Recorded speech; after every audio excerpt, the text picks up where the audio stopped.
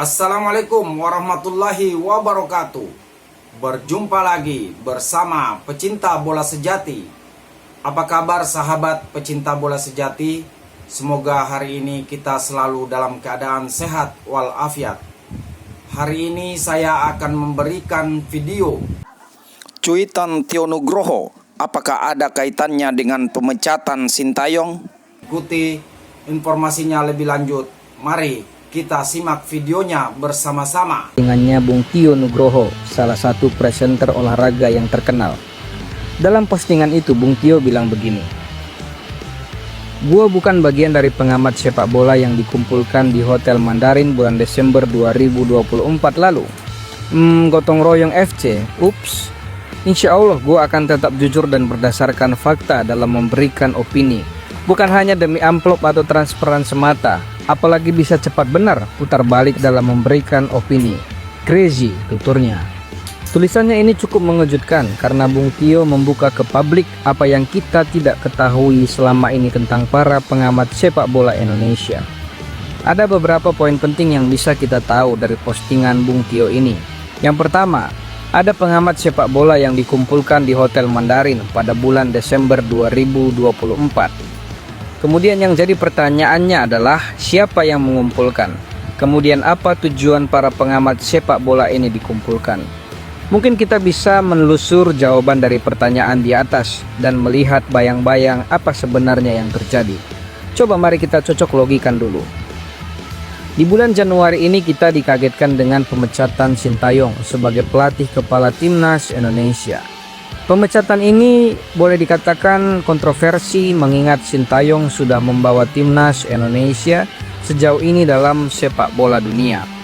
Bahkan Sintayonglah pelatih pertama yang membawa timnas Indonesia melanggeng di round 3 kualifikasi Piala Dunia 2026.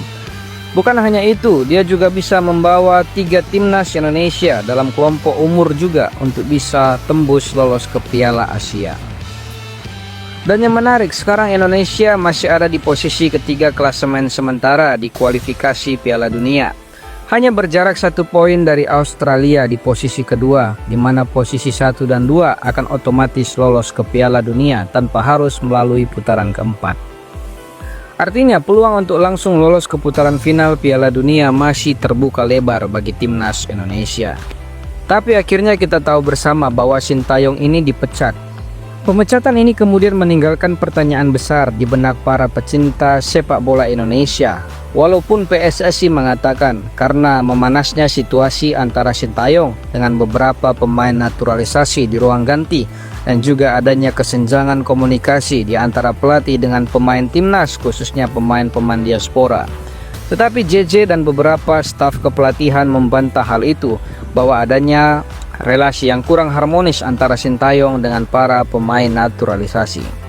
Jadi sebenarnya pemecatan Sintayong ini masih menyisakan pertanyaan besar di benak para pecinta sepak bola Indonesia.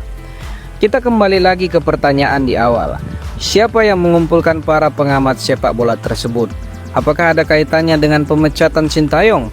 Karena pemecatan Sintayong dilakukan pada Januari dan kemudian rapat mereka atau pertemuan mereka di Hotel Mandarin itu terjadi sebulan sebelumnya, yakni di bulan Desember. Banyak dugaan bahwa para pengamat ini dikumpulkan oleh mafia sepak bola yang tidak ingin sepak bola Indonesia maju. Karena kalau sepak bola maju di satu negara, maka ruang bagi mafia sepak bola untuk meraup untung dari perjudian dan match fixing tentu akan berkurang, bahkan bisa saja hilang. Pengamat sepak bola memang punya pengaruh yang besar sehingga bisa dipakai sebagai buzzer untuk menjatuhkan siapa saja yang dianggap mafia sebagai ancaman yang bisa memajukan sepak bola Indonesia.